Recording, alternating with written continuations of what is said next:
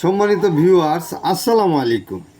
আমাদের চারপাশে যা কিছু আছে তাই নিয়ে আমাদের পরিবেশের ভারসাম্য রক্ষা করে বিভিন্ন পশু পাখি যারা হাঁস, মুরগি, কবুতর ইত্যাদি পালন করেন, তাদের ক্ষেত্রে আমার পরামর্শ হলো হাঁস, মুরগি, কবুতর এগুলি যখন ব্যারাম হয়ে যায় তখন বুঝবেন এভাবে ঝিমিয়ে পড়বে। তখন বুঝে নিতে হবে হাঁস, মুরগি, কবুতরের ব্যারাম হয়েছে। এই ব্যারাম হলে হাঁস, মুরগির স্টমাক কখনোই খালি রাখা যাবে না।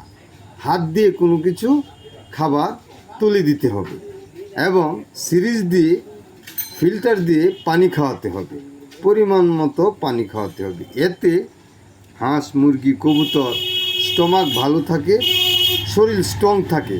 পাশাপাশি আপনার হাঁস, মুরগি, কবুতরের ড্রপ আছে রানীক্ষেত ডিএস, আপনারা এই ড্রপ খাওয়ালে অতি দ্রুত হাঁস, মুরগি, কবুতর, ময়না, টিয়া এইগুলি ইনশাল্লাহ ভালো হয়ে যাবে। ভিডিওটি শেয়ার করে দিয়ে পরবর্তী ভিডিও দেখার সুযোগ করে দেবেন। আল্লাহ হাফেজ।